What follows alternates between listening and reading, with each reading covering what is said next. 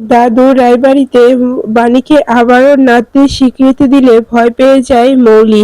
হ্যাঁ বন্ধুরা, এমনটাই দেখা যাবে। বিস্তারিত জানতে ভিডিওটিকে লাইক দিয়ে চ্যানেলটি সাবস্ক্রাইব করে দেখতে থাকুন। গল্পের শুরুতেই দেখা যাবে বাণী যখন সব মিডিয়াকে খবর দিয়ে রায়বাড়িতে নিয়ে আসে, তখনই মৌলি বলে, কি হচ্ছে, কি অসভ্যতামি করছো বাণী, তুমি এটা করতে পারো না। তখনই নয়নতারা বলে, বাণী তুমি কি দেখাতে চাইছো যে তুমি এখানে মিডিয়া লোকদেরকে নিয়ে আসলে? তোমার এই সাহসটা দেখে আমি অবাক হয়ে যাচ্ছি। তোমার এত সাহস, তুমি তুমি আমাদের বাড়িতে মিডিয়ার লোক নিয়ে এসেছো। তখনই দেখা যায় যে মৌলির দাদুর কাছে গিয়ে নয়নতারা বলে, তুমি কিছু বলছো না গো, যে তোমার বাড়িতে মিডিয়ার লোক নিয়ে এসেছে বাণী, তুমি কিছু একটা বলো। তখনই দাদু বলে ওঠে, বাণী কি অসভ্যতামি হচ্ছে এখানে, এটা বড় লোকদের বাড়ি, এখানে এখানে এসব অসভ্যতামি চলে না। তখনই দেখা যায় মৌলি বলে যে আমি কিছু বুঝতে পারছি না দাদু, বাণী এটা কেন করছে। তখনই দেখা যায় যে অনিরুদ্ধ বলে যে কেন করেছে সেটা তুমি খুব ভালোই বুঝতে পারছো মৌলিক, কিন্তু সত্যটা স্বীকার করো, এরা এখানে এসেছে সেদিন কি হয়েছিল এটা জানার জন্য। তখনই মৌরি বলে, কি বলছো তুমি, সেদিন কি হয়েছিল? সেদিন তোমার আর আমার হ্যাপি ব্যালেন্স ডেতে দুজন এক হয়েছিলাম, সে কথা আমি এখানে বলবো কি করে। তখনই দেখা যায় যে পিনাক্ষী বলে ওঠে, মৌলি তোমার অসভ্যতামি ছেড়ে দিয়ে তুমি সত্য কথা বলো, সেদিন কি হয়েছিল, অনিরুদ্ধ কি বলার চেষ্টা করছে, আর বানিয়ে বা এখানে মিডিয়ার লোক কেন ডেকেছে। তখনই মিডিয়ার লোকেরা বলে ওঠে যে হ্যাঁ মৌলি রায়, আপনি বলুন সেদিন কি হয়েছিল। আপনি অভিযোগ করেছিলেন যে অনিরুদ্ধ চ্যাটার্জি আপনার সঙ্গে ছিলেন, আপনাকে এখনো অনিরুদ্ধ চ্যাটার্জি ভালোবাসে, এজন্যই আমরা এখানে এসেছি, আপনি সত্য কথাগুলো বলুন। তখনই মৌলি বলে, আমি সত্যিই তো বলেছিলাম যে সত্যি আমাকে আমাকে অনিরুদ্ধ ভালোবাসার কথা বলেছে, আমাকে কাছে টেনে নিয়েছিল। তখনই অনিরুদ্ধ সবার সামনে কষে চড় মারে মৌলিকে আর বলে, মৌলি সত্য কথাটা এখনো বলতে পারলে না। তখনই বাণী বলে, মিস্টার চ্যাটার্জি ছেড়ে দিন, সত্য কথা আমি বলবো। তখনই দেখা যায় যে নয়নতারা বলে ওঠে, এখানে কি হচ্ছে, এখানে দাঁড়িয়ে আমার নাতনিকে এভাবে কথা শোনাতে পারবে না তোমরা। আর বাণী তুমি কি দেখাতে চাচ্ছ, কি হয়েছে বলো আমাদেরকে। তখনই দেখা যায় যে বাণী বলে, হ্যাঁ আমাদের কাছে প্রমাণ আছে। তখন নয়নতারা আর মৌলি খুব ভয় পেয়ে যায়। তখনই মৌলি নয়নতারাকে ইশারায় বলে যে গ্র্যান্ডমাম তুমি অন্তত কিছু করো, তুমি তো সবটা জানো। তখন নয়নতারা বলে, আমার কিছু করার নেই, এখানে আমি যদি কিছু করতে যাই তাহলে বুড়োটা আমাকে বাড়ি থেকে বের করে দেবে। এরপরেই দেখা যায় যে বাণী বলে ওঠে, আমার কাছে এমন একটি প্রমাণ আছে যেটা আমি যদি এখন দেখাই তাহলে সবাই অবাক হয়ে যাবে। মিসেস চ্যাটার্জিকে কি করেছে মৌলি ম্যাডাম ফাঁসিয়েছিল সেটাই আমি আজকে সবার সামনে বলবো। তখনই মৌলি বলে, তুমি কি বলতে চাচ্ছ বাণী, আমি আমি ফাঁসিয়েছি অনিরুদ্ধকে? আমি কখনো অনিরুদ্ধকে ফাঁসাইনি, অনিরুদ্ধকে আমাকে ভালোবাসার কথা বলেছিল।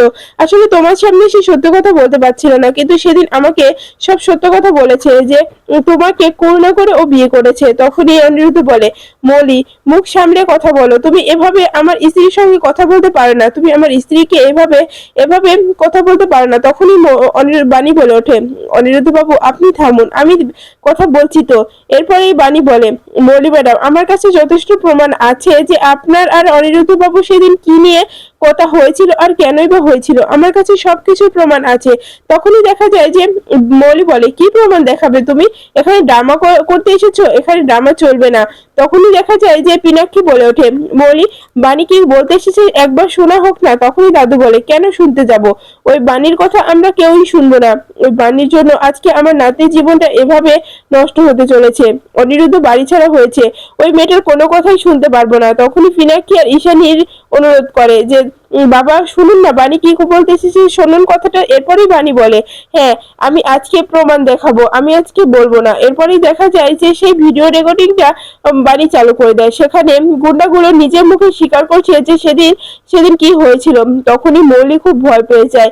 তখনই দেখা যায় যে দাদু বলে, মৌলি এটা কি করলে তুমি, এটা করতে পারলে তুমি, অনিরুদ্ধর লাইফকে এভাবে শেষ করতে পারলে, তুমি এভাবে আমাদের সম্মানে হানি করতে পারলে, তুমি জানো এতে আমাদের ব্যবসার কতটা ক্ষতি হয়েছে, এসব কিছু কেন মৌলি। তখনই মৌলি বলে যে দাদু আমার ভুল হয়ে গেছে, দাদু আমি ভেবেছিলাম যে এসব কিছু করলে অনিরুদ্ধ আমার হয়ে যাবে, আমি কি করবো, অনিরুদ্ধকে তো আমি খুব ভালোবাসি। তখনই বাণী বলে, এটাকে ভালোবাসা বলে না, এটাকে লড়াই বলে। অনিরুদ্ধ বাবু তো আপনাকে কখনো ভালোবাসার কথা বলেনি, আগেও বলেনি। তখনই মৌলি বলে, না অনিরুদ্ধর সঙ্গে আমার ছোট থেকেই বিয়েটা ঠিক হয়ে আছে, সেটা তোমার জন্য সেটা শুধু হয়নি। তখনই বাণী বলে, দেখুন সেটা হয়েছিল কিন্তু এখন বিয়েটা হয়ে গেছে, এখন এসব কিছু মাথা থেকে বের করে দিন মৌলি ম্যাডাম, এসব কথা ভেবে আরো কষ্ট বাড়বে, কমবে না। তখনই দেখা যায় যে পিনাক্ষী বলে, মৌলি তোমার কাছ থেকে এটা আশা করিনি, তুমি এতটা নিজ কাজ কি করে করতে পারলে সেটা আমার মাথাতেই আসছে না। তখনই মৌলি বলে, ড্যাড আমি কি করব, অনিরুদ্ধ শুধু আমার, কেউ আমার কথা শুনতে চাইছিল না, তাই আমি অনিরুদ্ধকে পাওয়ার জন্য এমনটা করেছি। তখন মিডিয়ার লোকেরা বলে, তাহলে মৌলিরা এই সব কিছু করেছে শুধুমাত্র অনিরুদ্ধ চ্যাটার্জিকে ফাঁসানোর জন্য। পুরো নিউজ হয়ে যায়। তখনই দাদু বলে, মৌলি আমি তোমাকে কিছুতেই ক্ষমা করতে পারবো না, আমি সব থেকে ভুল করেছি ওনার ওনার তোমাকে বানিয়ে। যখন অনিরুদ্ধ ছিল তখন কোম্পানিতেও ভালো হচ্ছিল, কিন্তু এখন সবকিছু বসতে বসেছে। এরপরে দেখা যায় যে অনিরুদ্ধ বলে ওঠে, দাদু শুধু এইটুকু নয়, আমাকে অনেকবার মারার চেষ্টা করেছে মৌলি, এমনকি বাণীকেও মারার চেষ্টা করেছে, তানিয়াকেও অনেক বিপদে ফেলেছে, যাতে আমি ওদের ছেড়ে দিই, কিন্তু আমি তো ওদের কখনোই ছাড়বো না। তখনই মৌলি বলে, দাদু আমি তো বলছি আমার ভুল হয়ে গেছে, আমি যা কিছু করি শুধু অনিরুদ্ধকে পাওয়ার জন্যই করি। তখনই দেখা যায় নয়নতারার ড্রামা শুরু হয়ে যায় আর বলে, শুনছো, মৌলি দিদি ভাই তো যা কিছু করেছে অনিরুদ্ধকে পাওয়ার জন্য, মেয়েটার কি দোষ বলো, মেয়েটা তো অনিরুদ্ধকে প্রচন্ড ভালোবাসতো। অনিরুদ্ধ এই মেয়েটার কথায় ওকে ছেড়ে দিয়েছে বলেই তো মেয়েটা সহ্য করতে পারেনি। তখনই ঈশানী বলে ওঠে, ছোট মা ব্যাচ অনেক হয়েছে, আমার মেয়ের মাথাটা আর খাবে না, শুধুমাত্র আপনার কথায় আমার মেয়ে এত দূর চলে গেছে, আমি চাই না আমার মেয়ে আর কোনো খারাপ কিছুর মধ্যে জড়িয়ে যাক। তখনই মৌলি বলে, মম আমাকে ক্ষমা করে দাও মম, আমি এইসব কিছু রাগে করেছি। তখনই পিনাক্ষী বলে, এই রাগের ক্ষমা হয় না মৌলি, এটার জন্য আমরা কখনোই তোমাকে ক্ষমা করতে পারবো না, তুমি অনিরুদ্ধকে এতটা অপবাদ করেছো। তখনই অনিরুদ্ধ বলে, শুধু এটুকু না, এর থেকে অনেক বেশি কিছু করে, আমি যেখানে ইন্টারভিউ দিতে গিয়েছি সেখানেই মৌলি আগে থেকেই নিষেধ করে দিয়েছে, আমার কোথাও চাকরি করার মতো পরিস্থিতি রাখেনি, এমনকি রাস্তায় বাণীর হোটেলটাও বন্ধ করে দিতে চেয়েছে, অনেক অনেক টাকার অর্ডার দিয়ে সেটা ক্যান্সেল করে দিয়েছে এই মৌলি। তখনই মৌলি বলে যে আমার ভুল আমি স্বীকার করছি। অনিরুদ্ধ থামো, এবার থামো, অনেক হয়েছে। তখনই অনিরুদ্ধ বলে, মৌলি তুমি যে অন্যায় করছো তার কি ক্ষমা হয়, কখনোই ক্ষমা হয় না, পুরো আমার লাইফটা শেষ করে দিয়েছো তুমি। এমনকি দাদু সেদিন যে টাকার অভিযোগটা উঠেছিল সেটাও এই মৌলির কথাতেই হয়েছিল, এমনকি ওই ওই গোডাউনে যে আগুন লেগেছিল সেটাও এই মৌলির কথাই হয়েছিল, সে আগুনটা লাগিয়েছিল বান্টি।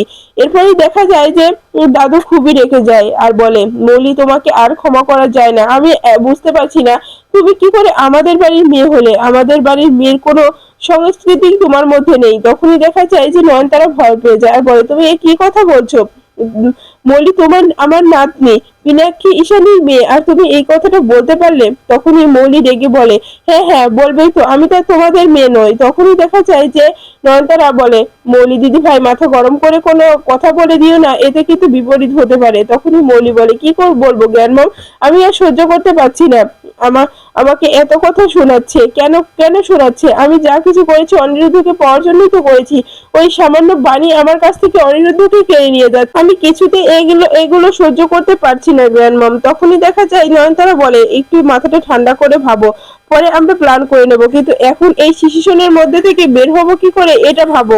তখনই মৌলি গিয়ে পিনাক্ষীর কাছে হাত জোর করে ক্ষমা চাই, ড্যাড আমাকে ক্ষমা করে দাও, ড্যাড আমি আর কখনো এসব ভুল করবো না। তখনই ঈশানী বলে ওঠে, তুমি যে অন্যায় করেছো তার কোনো ক্ষমা হয় না, তুমি তুমি অনেক বড় অন্যায় করেছো, তোমার জন্য আজকে অনিরুদ্ধ বাড়ি থেকে বের হয়ে যেতে বাধ্য হয়েছে, তাই তোমাকে ক্ষমা করা যাবে না। আজকে সাথী বাণী তানিয়াকে নিয়ে সে রাস্তায় নেমেছে শুধুমাত্র তোমার জন্য মৌরি, তুমি ভুলে যেও না। তখনই মৌরি বলে, আমার ভুল আমি স্বীকার করছি তো মম, আমি আর এরকম ভুল করব না, তোমরা আমাকে ক্ষমা করে দাও। তখনই দেখা যায় যে নয়নতারা বলে ওঠে, হ্যাঁ ঈশানী মৌলিকে ক্ষমা করে দাও। দিদিভাই কি করবে, দিদিভাই এতদিন ধরে ভেবে রেখেছে যে অনিরুদ্ধের সঙ্গেই ওর বিয়ে হবে, হঠাৎ করে যখন জানতে পারে যে অনিরুদ্ধ অন্য কাউকে বিয়ে করেছে তখন দিদিভাই চুপ করে থাকতে পারেনি। ঈশানী তুমি ক্ষমা করে দাও। তখনই অনিরুদ্ধ বলে ওঠে, কেন ঠাম্মি, আমি তোমাকে বলিনি, আমি তো আগে থেকেই বলতাম যে আমি মৌলিকে ভালোবাসি না, আমি মৌলিকে বিয়ে করতে পারবো না, তারপরেও তুমি আমাকে বলেছিলে যে তুমি মৌলির সঙ্গে কথা বলবে, কিন্তু তুমি মৌলির সঙ্গে কেন কথা বলনি, তুমি মৌলিকে কেন বোঝাওনি জ্ঞানমম, তুমি বোঝাতে পারতে তো। তখনই মৌলি বলে, অনেক হয়েছে অনিরুদ্ধ, আর তোমাকে জ্ঞান দিতে হবে না, এখন আমি আর তোমার জ্ঞান নিতে চাই না। তখনই দেখা যায় ঈশানী আর পিনাক্ষী বাণীর কাছে গিয়ে ক্ষমা চায় আর বলে, বাণী ক্ষমা করে দাও ওকে, ও ও না বুঝে এরকম ভুল করেছে, ওর জন্য তোমাদের অনেকটা বিপদে পড়তে হয়েছে, আমরা তার জন্য তোমার কাছে ক্ষমা চাইছি। তখনই বাণী বলে ওঠে, দেখুন আমার কাছে ক্ষমা চেয়ে নিজেদেরকে ছোট করবেন না আর আমাকেও ছোট করবেন না। আমি জানি যে মৌলি দিদিমণি যেটা করেছে সেটা অনিরুদ্ধ বাবুকে ভালোবাসে বলেই করেছে, কিন্তু এটাকে ভালোবাসা বলে না, এটাকে এক ধরনের পাগলামো বলে। এই পাগলামোটা না করলেই পারতো, এখানে তো আমার কোনো দোষ ছিল না, আমি তো আর অনিরুদ্ধ বাবুকে বিয়ে করিনি, আমাকেই জোর করে বিয়ে করেছে। তখনই দেখা যায় যে অনিরুদ্ধ বলে, হ্যাঁ হ্যাঁ মাসিমণি, আমি বাণীকে জোর করে বিয়ে করেছিলাম শুধুমাত্র তানিয়াকে কাছে রাখার জন্য, কারণ বাণী তানিয়াকে নিয়ে চলে যাচ্ছিল শুধু আমার আর মলির এক করে দেওয়ার জন্য, আর আমি এটা মানতে পারিনি বলেই আমি বাণীকে জোর করে বিয়ে করেছিলাম। তখনই ঈশানী বলে ওঠে যে, বাণী যা হবার হয়ে গেছে, তুমি আর অনিরুদ্ধ একসঙ্গে থাকলে তোমাদের সম্পর্কটা কেউ আলাদা করতে পারবে না, তোমাদের সম্পর্কটা এতটাই থুমকো নয় যে এটুকুতেই ভেঙে যাবে। আমি বলছি বাণী, তোমরা অনেক সুখী হবে, আর অনিরুদ্ধ, বাণীর মতো স্ত্রী যদি তোমার পাশে থাকে তাহলে তোমার আর কোনো ভয় নেই, তুমি সব সময় জিতবে। তখনই দেখা যায় যে মৌলি বলে, আমি জিততে দেব না, কিছুতেই জিততে দেব না, আমাকে যেভাবে সবার সামনে ছোট করলে ওই বাণীকে তো আমি কিছুতেই ক্ষমা করব না। বাণীকে অনেক বড় কষ্ট পেতে হবে এর জন্য, ও আমাকে কষ্ট দিয়েছে, আমাকে সবার সামনে ছোট করেছে, আমি তো বাণীকে ছাড়বো না, আমি বাণীকে শেষ করে ফেলবো। আর বাণী যদি বেঁচে থাকে তাহলে বাণী আমার কাছ থেকে একদিন এই বাড়িটাও ছিনিয়ে নেবে, কারণ এই বাড়ির প্রিন্সেস তো বাণী। আমি বাণীকে কিছুতেই এই বাড়ির সম্পত্তি পেতে দেব না, বাণীকে এর জন্য সরে যেতে হবে, এই পৃথিবী থেকে সরিয়ে যেতে হবে। আমি বিদ্যুতের সঙ্গে কথা বলে তানিয়াকে তাদের কাছে নিয়ে যাওয়ার ব্যবস্থা করছি, তানিয়াকে যদি বিদ্যুৎ নিয়ে এখান থেকে পালিয়ে যেতে পারে তাহলে এমনিতেই বাণী শেষ হয়ে যাবে, কারণ তানিয়াকে ছাড়া বাণী বাঁচতে পারবে না, অনিরুদ্ধ তানিয়াকে ছাড়া বাণীকেও একসেপ্ট করতে পারবে না, তাই আমাকে এবার টার্গেট নিতে হবে ওই তানিয়াকে সরিয়ে দিতে। তখনই দেখা যায় যে নয়নতারা বলে ওঠে যে, মৌলি কি ভাবছো তুমি এখন? তখনই মৌলি বলে, জ্ঞান মম, একটা প্ল্যান করে নিয়েছি। তখনই নয়নতারা বলে, এখানে সবাই আছে, এখানে প্ল্যান করো, তাহলে বাড়ি থেকে বের হয়ে যেতে হবে, তোমাকে আমি বারবার করে বলেছিলাম এমন কিছু করো না যাতে সেটা রিস্ক হয়ে যায়, এখন বুঝো, এখন অনিরুদ্ধ আর বাণীর পিছে লাগতে গিয়েছিলে না, আর তুমি সব সময় তুমি তুমি এটা একটা না একটা প্রমাণ রেখে আসো, এই জন্যই তুমি এত বড় বিপদে পড়ো। বারবার করে তোমাকে বলেছিলাম যে এরকম কিছু করো না, তারপরে তুমি আমার কোনো কথা না শুনেও এরকম কিছু করতে গেলে, এখন কি করবে বুঝতে পারছো তো? এখন সবার কাছে তুমি কতটা ছোট হয়ে গেলে। ঈশানী, পিনাকি তোমাকে আর বিশ্বাস করতে পারবে না, আর দাদু তোমার হাত থেকে বের হয়ে গেল, ওই ওই তোমার দাদু যদি তোমার হাত থেকে বের হয়ে যায়, বুঝতে পারছো, তোমার কাছ থেকে ওই ওনারের চেয়ারটাও চলে যেতে পারে, আবার অনিরুদ্ধকে ফিরিয়ে আনতে পারে, তখন তোমার কি অবস্থা হবে তুমি বুঝতে পারছো? তোমাকে আমি বারবার করে বলেছিলাম। তখনই দেখা যায় যে মৌলি বলে, আমি কি করব, আমাকে সবসময় ব্ল্যাকমেল করে, আমি সহ্য করতে পারি না, অনিরুদ্ধ বাণীকে নিয়ে যে আদিক্ষেতা করে আমি এটা দেখতে পারি না, অনিরুদ্ধ শুধু আমার, আমি শুধু অনিরুদ্ধকে ভালোবাসি, অনিরুদ্ধকে পাওয়ার জন্য সব রকম লড়াই আমি করতে পারি।